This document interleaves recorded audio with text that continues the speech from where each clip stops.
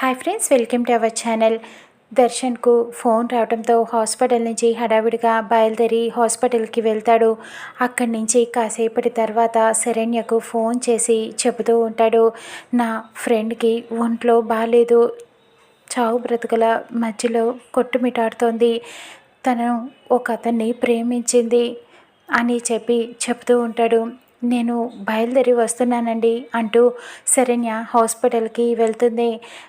తర్వాత అడుగుతూ ఉంటుంది, ఏమైందండి అని అడగటంతో, నా ఫ్రెండ్కి బ్లడ్ క్యాన్సర్, తను ఒక అతన్ని ప్రేమించింది, తనని పెళ్లి చేసుకోవాలని అనుకుంటుంది అని చెప్పటంతో, ఎవరండి అతను అని అడుగుతూ ఉంటుంది.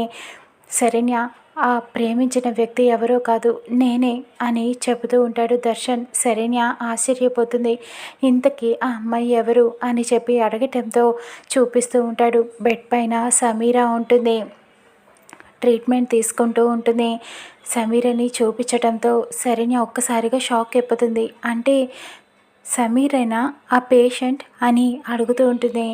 అవును, తనకి బ్లడ్ క్యాన్సర్, మరో 2 వారాల్లో చనిపోబోతుంది అని చెబుతూ ఉంటాడు దర్శన్ బాధపడుతూ. ఇకప్పుడు శరణ్య షాక్ అయిపోయి ఆశ్చర్యంగా చూస్తూ ఉండిపోతుంది. ఏం మాట్లాడుతున్నారండి అని అడుగుతూ ఉంటుంది. అవును, తను ప్రేమించింది నన్నే కదా, ఈ చివరి రోజుల్లో అయినా నన్ను పెళ్లి చేసుకోవాలని అనుకుంటుంది. తను ముత్తైదువుగా చనిపోవాలనుకున్నదే తన ఆఖరి కోరిక.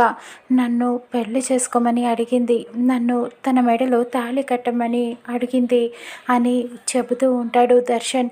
ఇకప్పుడు శరణ్య ఆశ్చర్యపోతుంది. ఇంతలో సమీరకి స్పృహ వస్తుంది. ఒక్కసారిగా నోట్లో నుంచి రక్తం కక్కుకుంటూ ఉంటుంది. శరణ్య వెళ్ళి అలా సమీర దగ్గర ఒక్కసారిగా చేయి పెడుతుంది. సమీరకి బ్లడ్ క్యాన్సర్ అవ్వటంతో రక్తపు వాంతులు అవుతూ ఉంటాయి.